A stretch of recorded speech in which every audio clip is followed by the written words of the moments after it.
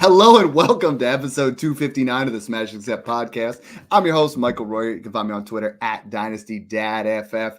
Week 2 was absolutely crazy. We got a lot of guys that are kind of dipping off, a lot of guys that are rising. Nobody more so than you're rocking the Kyler Murray jersey. I got him on my shoulder over here. Man, we saw what he was able to do. You and I were hyping him up all offseason, and man, Kyler came out and balled out in week 2. I think the Rams are gonna give a lot of shootouts and give you opportunities like that. But I was very impressed with Kyler Murray. And Snook, I think the window for buying Kyler Murray has closed. You and I have been pounding the drum since last February, but I think it might have finally closed.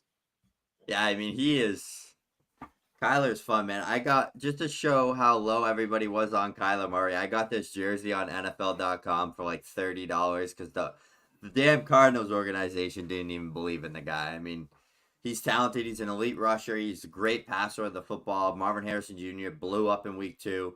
Should have had 4 touchdowns. Kyler literally would have had like a 40, 50-point week. I think Kyler Murray is a top 5 quarterback rest of the season. I thought he was a top 5 quarterback in redraft. He's my dynasty QB6 right now, right behind Lamar. I mean, he is damn good at football. And there was a time where you could get him in the 3rd round of startups, even the 4th, during the injury situation. Even this offseason. In sharp leagues, he was going, I took him like 201, 112. Like, he was going high. But in a lot of those casual dynasty leagues, I was seeing him slip down to like, people saying they got him 210, 212, 209. It's like, he's elite, man. And I think that this Cardinals offense with James Conner, Kyler Murray, Marvin Harrison Jr., Trey McBride is going to be the 2nd best team in that division, right there behind the 49ers. I think they're a playoff contending team if they can put it all together this year. And I think this is your last opportunity to trade. And I know I've been pounding the drum for him, so I'm not going to be against this. But I think you're looking at Anthony Richardson and Jaden Daniels putting up extremely volatile games. You're going to see them be QB1 of the week, but then you're going to see what happened this week where Anthony Richardson, he still finished, I believe, as a top 12 quarterback, but it was ugly. I think this is the last opportunity you have to give up Anthony Richardson for Kyler Murray plus. I think Kyler Murray's just going to keep doing what he does. A little bit safer. I'm not saying sell Anthony Richardson wherever you have him. I'm not saying sell Jaden Daniels. But in either situation, if you can turn either of them into Kyler Murray in any situation, if I can add a little bit to Daniels or get a little bit on top of Kyler for Richardson, I'm doing that because I think Kyler Murray offers the same level of rushing ability with touchdowns, but he can pass. And he's going to have that where you see the pass catchers, you see Terry McLaurin falling off, you see Michael Pittman falling off because these guys are not quite there with their passing yet. So I'm interested to see how that shakes out the rest of the way. But sticking with that quarterback position, who are some other guys that were rising? I mean, we saw some good weeks, we saw some bad weeks. This was kind of quarterbacks been the position where we're like, this should be stable, right? Like this is who we know who they are. And then we're seeing some of these guys. I mean, Caleb looked absolutely horrible. Joe Burrow looked bad in week 1. We see Tua was out indefinitely. Brock Purdy has not put up elite level numbers. Dak Prescott hasn't quite been himself yet. Trevor Lawrence has looked horrible. Jared Goff has struggled. You know what I mean? Like, who are those guys that are rising up for you, and who are some of the guys to buy? Because I think quarterback position right now is really where people can make their money. I think Dak Prescott's a pretty good buy low for just what he's done in the offense that he's provided around him there with CeeDee Lamb. They both just got paid. Cowboys always start off slow to start off the year. I mean, if you look at last year, if you look at the year before, it's been like that, especially with CD and Dak.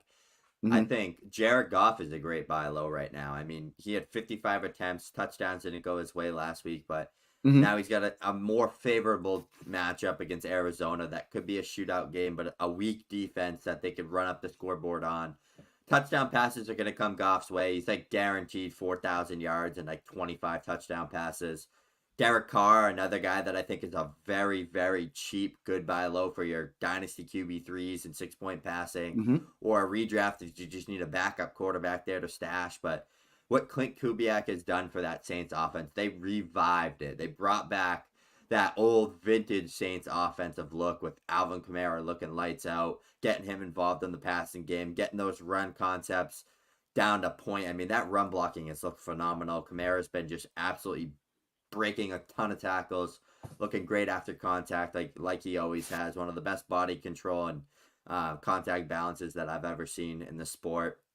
You got Chris Olave and Shaheed there with tons of speed out there. So I think Derek Carr, It's QB2, man. he might have a tough game next week against Philly, but I mean their defense just let Kirk Cousins do some damage to them a little bit, and they're young. That defense is going to be a lot better towards the middle to the end of the season. So I think if there's any week for Derek Carr to do decent against them, it's this week. I think Kamara has another big week, but those three quarterbacks I think are just good cheap buys at the moment. I think CJ Stroud, Joe Burrow, guys like that are going to start to really put things together. And when there's shootouts and favorable matchups, they're going to light up the scoreboard. I'm trying to think off the top of my head. Brock Purdy, another guy that has been just not going good. I think he'll start to figure his stuff out as well. I mean, Kittle through the moon. Ayuk's going to get a ton of opportunity now. So a lot of stuff happening. I mean, we saw that stat, 48% of defenses are starting to run that too high formation and that concept on defense. Quarterbacks are struggling. It's the run game up the moon. Yeah. They're the run game's shutting been the crazy. passing game down, covering deep. Like Worthy friggin' out there with a safety over the top and a corner on him every play.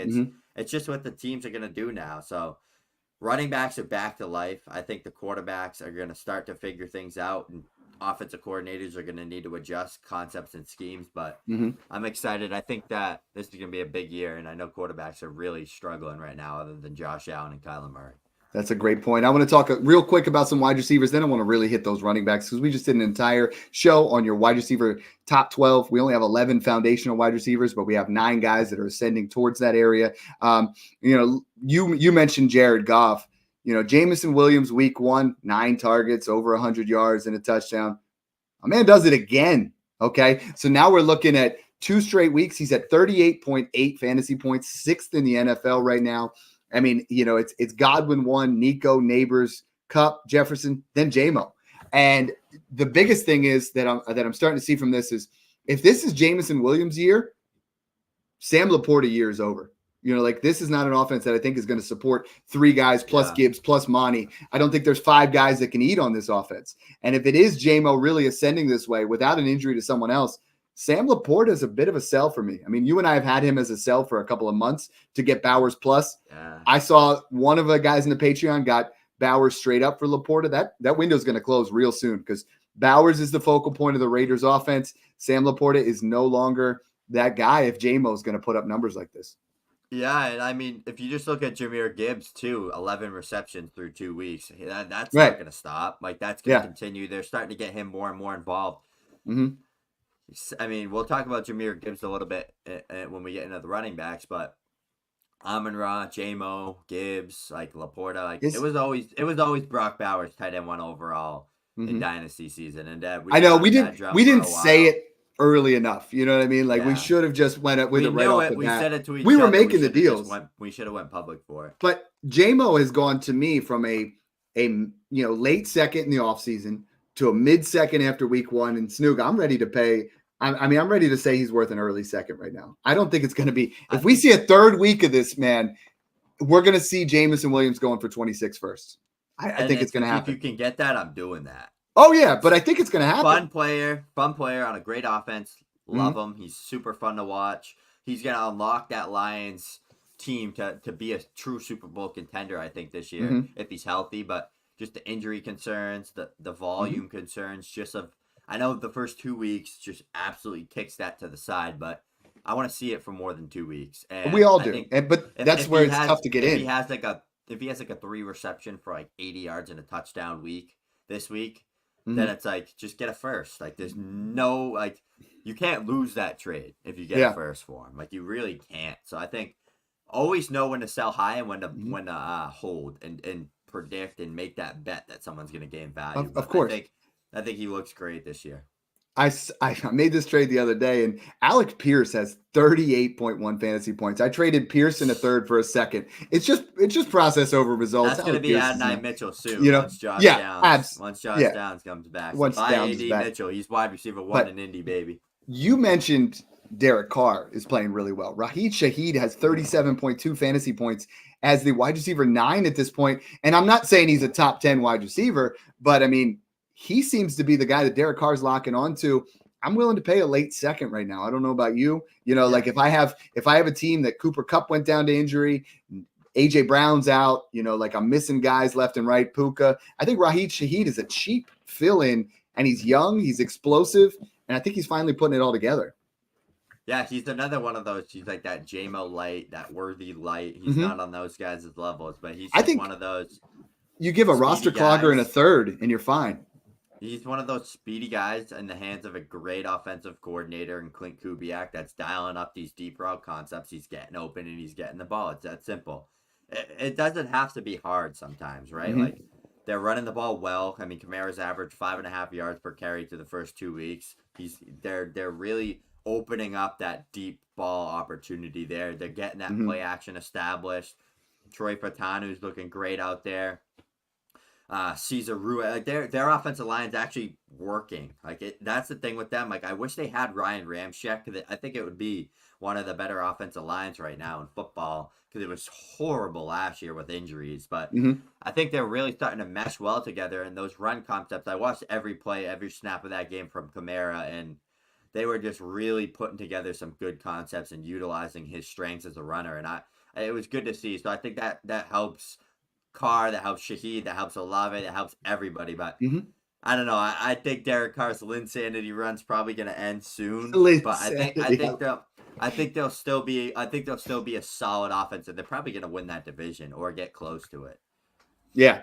We're going to go game by game here, but before we do that, we got a bunch of questions already on here, and I love when you guys do this on YouTube. Right now, no better time than to join the Patreon or the YouTube. We are giving away, boom, the DJ Moore autographed jersey from Pristine Auction. It is sexy. All you got to do is go into #SmashMoreSeptember. Snook and I are posting it every single day. We're going to give it away October 1st on the podcast.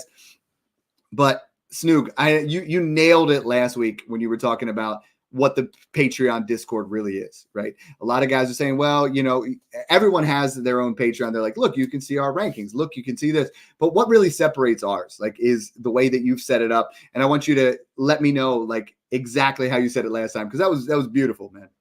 Yeah. So basically, we built out this large Discord community with multiple channels. It's broken up. It's all categorized. It's organized in there. But Dad has his section, all his rankings, all his advice, his chat with Dad section where you could just reach out to him, ask him any advice you need, start sits, trade advice, all that good stuff, redraft rankings, all that. And same with me in a whole other section. And it's literally like Slack for those that don't know what Discord. It's just a channel down. It's a channel down the whole left-hand side of the screen with all the channels that you can click into and just participate, chat, do whatever in there.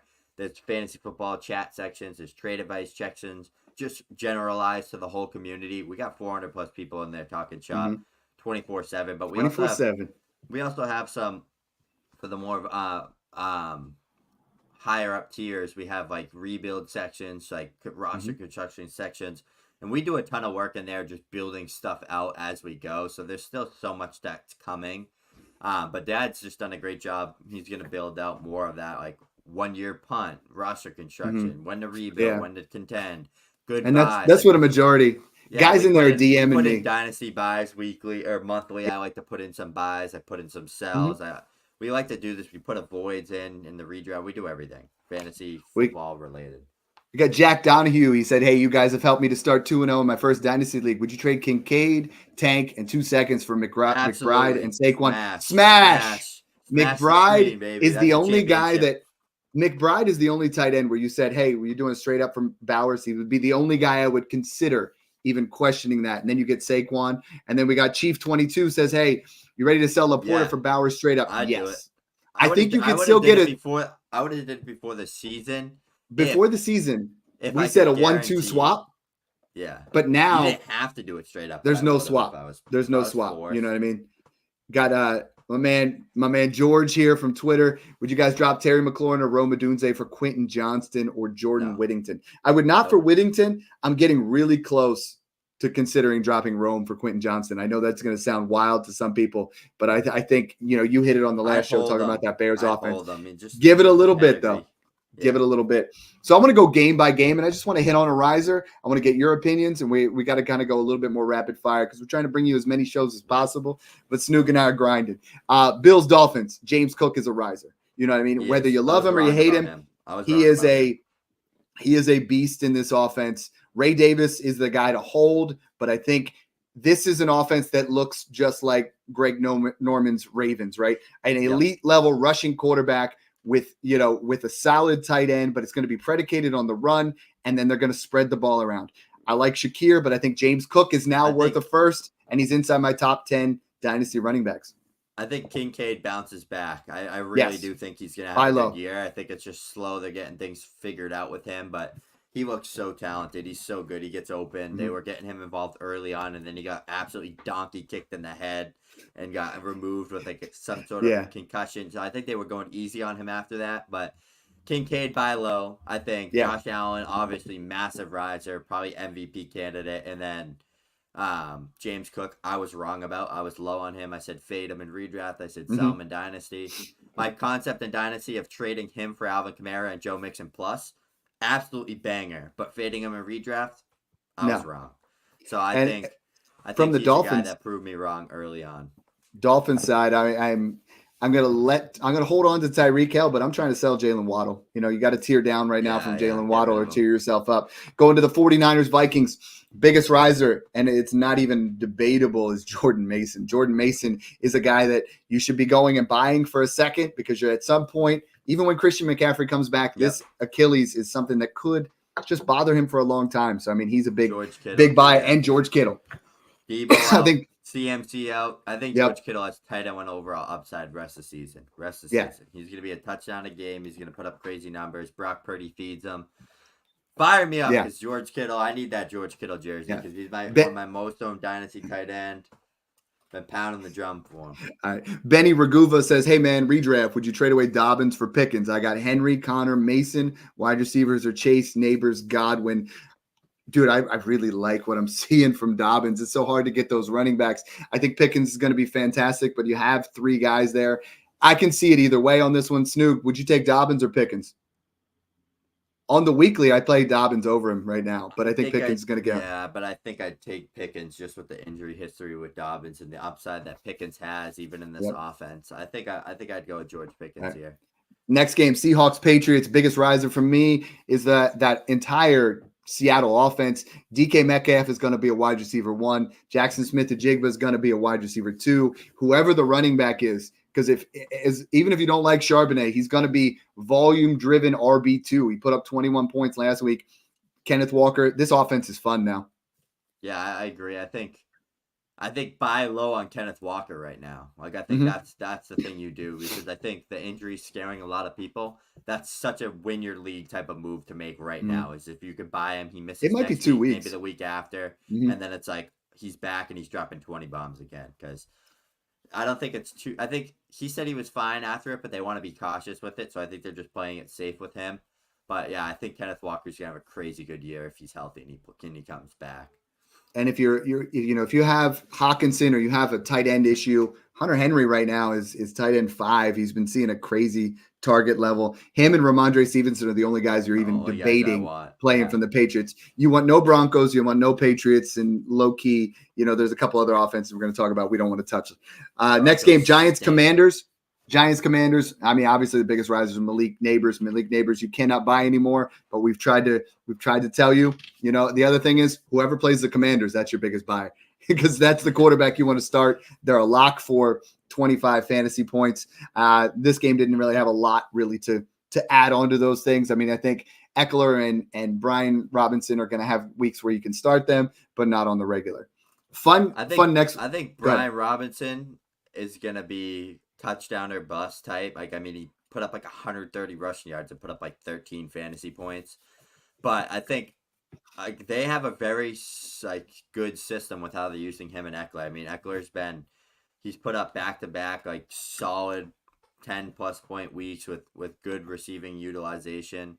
But I think Brian Robinson's like that grinder that they're using more between the tackles and stuff. But Austin Eckler had a kick return touchdown. That was something cool to see, but it got pulled back with a flag. I didn't see it until I saw Twitter, which is crazy. They didn't show it on anything, but that was cool that he had like the kick return touchdown. So it's gonna be Mhm. whoever scores the touchdown between those two every week is gonna be the one that outscores the other one, and it's Chief probably gonna 20. be yeah. Yep. Go Chief ahead. 22 wants to know Puka in my first for London and Olave. I have Marv, Wilson, Waddle, Higgins. Should I be concerned that Puka won't be the same when he is back? I'm not concerned that Puka's not the same He'll with be Cup. fine. If that is a late first, I don't mind getting London and Olave, but if that's mid or even remotely close to there, I'm holding it. I'm going to take Puka in that first and kind of work from there. Next game, Chargers Panthers. Okay, Quentin Johnson, big time riser, but there's no bigger riser than J.K. Dobbins right now. J.K. Dobbins went from a guy you get thrown into deals where now he's costing you a 25-second, and the way that this offense looks with what he's been doing versus what Gus Edwards is doing, I think I'm buying. I mean, as a contender, why not throw a second at J.K. Dobbins? Because 95% of teams that own J.K. Dobbins, Snoog, they were rebuilders. They were guys that were just sitting there and holding him. I think I'm buying. Yeah, I agree. I think so too, because I think he's going to be a guy that just keeps getting fed. I mean, he put up back-to-back 130 plus yard rushing games. Mm-hmm.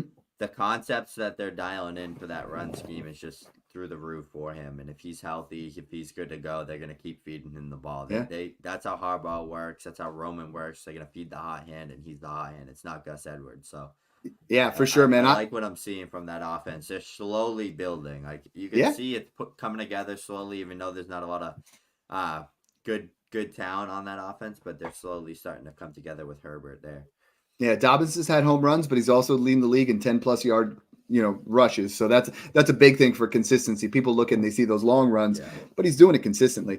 Panthers side, disgusting. We've gone on Andy Dalton. Deontay Johnson, I think, is going to be fine this week, but I think that's it. You know what I mean? Like that's kind of weird. Sell Jonathan Brooks in Dynasty. Yeah, I offered Olave and Jonathan Brooks for Garrett Wilson the other day. He was always so. We're starting to see that, but I think it's wait till this week, right? I think this week Andy Dalton's back. I think Chuba Hubbard. If Chuba goes over 100 and a touchdown, everybody's going to be like, "Oh, Brooks is going to be all right." Then you sell. Saints Cowboys. Man, so many rises for that Saints offense. Obviously, Alvin Kamara is the one you want to be buying. But I mean, Derek Carr's been serviceable. You know what I mean? So I think we're okay there. Chris Olave buy low opportunity, I think. He is. I think he's much better than he's played. Shaheed's not going to outscore him for the entire season. Packers Colts. I think there's not a lot of risers in this game. I was really surprised with how well Malik Willis held onto the ball. Like I thought he was going to throw a ton of incompletions, but he did well. Josh Jacobs is going to just continue to carry 25+ times until Jordan Love's back. The nice part is they're saying Jordan Love by week 5. So buy low on Jordan Love if you can, if people are being impatient. Not a lot to be excited about here. And I'm also I'm selling Jonathan Taylor. Like if I can get Jonathan Taylor to A-chain or even tear down to some of these other guys, it's production, man. Like I think you can get Alvin Kamara in a first for Jonathan Taylor, and I'm doing it. Yeah, JT's touchdown or bust at this point. He gets 110 rushing yards, has a great game, and he puts up 11 fantasy points. It's just like I don't love it. Jaguars, Browns, another one. Not a lot of risers in this game. To me, Brian Thomas Jr. is the only one. I don't really want to touch anybody in that Browns offense until it starts to click. Jaguars are the same way, but Brian Thomas Jr. has looked really sharp. Not a lot to talk about in that one. Jets, Titans. I think we're going to see. I mean, a lot of people thought that Breece Hall was conceding carries to Braylon Allen. He was hurt. He came out of the game for a little bit. He was bothered, but Braylon Allen looks sharp. He's a premier handcuff, someone that you got to load up on. Garrett's about to break out. Make sure you buy low on him. And I like Calvin Ridley. I like Calvin Ridley in this Titans offense and Tony Pollard. Tony Pollard looks sharp. Like he plays the Green Bay this week, who's been thrashed mightily. So I think Pollard's going to be a back-end RB1 for this particular week. Bucks Lions. Man, Baker's ascending, but Chris Godwin is just Snoog. You paying a 25 first for Godwin yet? I think you can get someone better for a 25 first, but I would do everything I can to try to get him on my roster. Who's the best wide receiver? He's the wide receiver 1 right now, but who's the best wide receiver you think you can get for just a random to late 25 first? It's so dependent on league by league. Like in a lot of the sharper leagues where people value those first so highly. Mm-hmm. You can get like top 20 wide receivers in Dynasty, like easy. Yeah. Like I people are selling like Devontae Smiths and those type of guys for like a first and a second. Like if you Yeah, get, no, I'll smash yeah, that. that's what I'm saying. So it's like, yeah, I would rather go Smith route and add than go Yeah. Godwin straight up. Like Raiders, Ravens, no bigger riser than Brock Bowers. Dynasty tight end one right there. You know what I mean? I think it's just him and McBride in a tier of their own at this point. Maybe Laporte is still in that area, but I think this is an offense that literally, I mean, it's in some games it's going to have enough for Brock and Adams, but it looks like Brock's the number one target there. And it's just, that's what we wanted to see, but we didn't know with Devontae there. That's a clear thing now. And Zay Flowers is on the rise for sure. Buy low on both of those guys. Rams, Cardinals, we already talked about. A lot of people are talking about Kyren Williams. And they're like, man, I think you got to sell high on Kyren Williams. He is rushing at 2.3 yards per carry at this point, he Snoop. looks like crap. And he scored a touchdown in both weeks, or he's well outside the top 12. I saw, Calvin Ridley in a first for him the other day. I saw someone get Brian Thomas Jr. straight up. I feel like the time is now, because if you miss out on it, I think you can get James Conner in a first even though James Conner is biggest riser for the Cardinals. I mean, Conner, Kyler, McBride, Marvin, it was all working. Bengals, Chiefs. Yeah, it's also not going in Kyron's favor either that Puka and Kupp are out now. So it's going to 100%. They're not going to be able to move the ball that well. I mean, Stafford's still like an elite Hall of Fame caliber quarterback. So I could see them still getting opportunities and shocking people. But, I mean, Kyron's just touchdown or bust unless he starts getting a ton of checkdowns. But Bengals, Chiefs, biggest risers, Rice. Biggest faller's got to be Travis Kelce. 39 yards in 2 weeks. If you can still get him. Someone the other day told me that they got offered Kelce in a second for Bowers. I'm like, well, then you go get Brock Bowers. Just stop. I would add a first to Kelce to get to Brock Bowers at this point. Don't play games. Bengals hopefully get T. Higgins back. They got a big-time opportunity here against the Commanders. Steelers, Broncos. Gross. George Pickens, and George Pickens. Yeah, I think this offense is going to get a little bit more fun. He had 2 touchdowns reversed. I think Fields 110 yards. Yeah, Fields is slowly getting better. Like he's just taking care of the ball, but he's not. It's not sexy like it was in Chicago where it was 180 rushing yards around, and running all over the place. But I think Tomlin's like, if you want to be our starter, you're going to run our offense. Like that's how it is. So Broncos. I'm not. I think I'm not a single player. I would Don't even say it. I would hold Javonte Williams, but I'm not starting anybody. They all stink. They played Carolina. People were trying to gas up the damn Broncos this offseason. They all stink. Sunday night, Bears, Texans. Nico Collins, biggest riser for sure. Buy low on CJ Stroud because he has not put up big numbers. Joe Mixon came out with the injury, so you have an opportunity here to buy low. Cam Akers is a guy to get thrown into deals because he's actually looked pretty sharp in a reserved role. Bears, let's just temper expectations here for a little bit. Take them all out of your lineup except DJ Moore. More you can put in there as your flex. Trade everybody in that offense other than Caleb, honestly. Falcons, Eagles. Bijan is who we thought he was. Drake London had a good game. Kyle Pitts is officially dead. Eagles side, Saquon's doing Saquon things, and Devonta Smith, big-time riser with A.J. Brown potentially having that lingering hamstring. I would love to see Drake London get more utilized. Mm-hmm. I think it's going to come with time, with Kirk getting used to things, getting used to the playbook, getting used to playing off that Achilles injury. But Drake London, was getting open a lot. He was looking good. I just want to see the ball come his way more. He should not leave a game without 8 to 10 targets. And they realized that, and they started to get him more and more involved. I mean, he had that game-winning touchdown, created a ton of separation. He got open a couple times. They were using him a lot underneath within 10 yards. I want to see them use him more on those deep crossers. I want to see more 50-50 balls. Throw that ball up. He'll go up and get that. So I think Drake London, tough matchup next week against KC, probably struggles. But, he's got Carolina twice. He's got the Bucks twice. He's got some of these other – Carolina's the worst team, but the Bucks are a good team. Saints are a good team, but they're not the best defense in the NFL. So I think he'll have some decent matchups this year to kind of put things together, build that chemistry with Kirk Cousins. Cousins is a buy low. We have Pitts big week incoming. And if I can deal Pitts to anybody, if I can get Pitts to Kincaid, I'm going to do it. If I can get Pitts, I think if Pitts to Bowers is not up, I think you can get plus on the Kittle side there. So, we've never been a big Kyle Pitts guy on the show. We wanted to get you a quick hitter show, just talk about who's rising, who's going that way. Snoog, if there's one guy you can buy before week 3 who is going to go up in value, who is it? Expensive Garrett Wilson. Cheap Travis Etienne. I think Travis Etienne's gonna he has like the hardest like first 4 weeks against defenses, but then things are gonna start to get easy for him, I think. But he's just a guy that has touchdown upside every week. He's a workhorse. He's getting receiving work as well.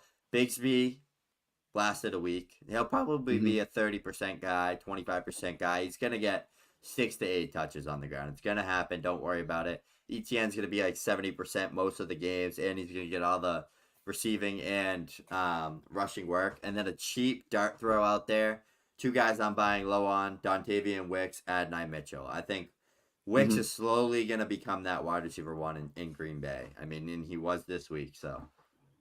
I love it. For me, I'm buying Brian Thomas Jr. On the cheap, I'm buying Calvin Ridley. Running backs, man, no better filler right now than J.K. Dobbins or Jordan Mason. So I'm buying cheap on both of those guys. Thanks again for tuning in, guys, and enjoy the process. I got 2 minutes to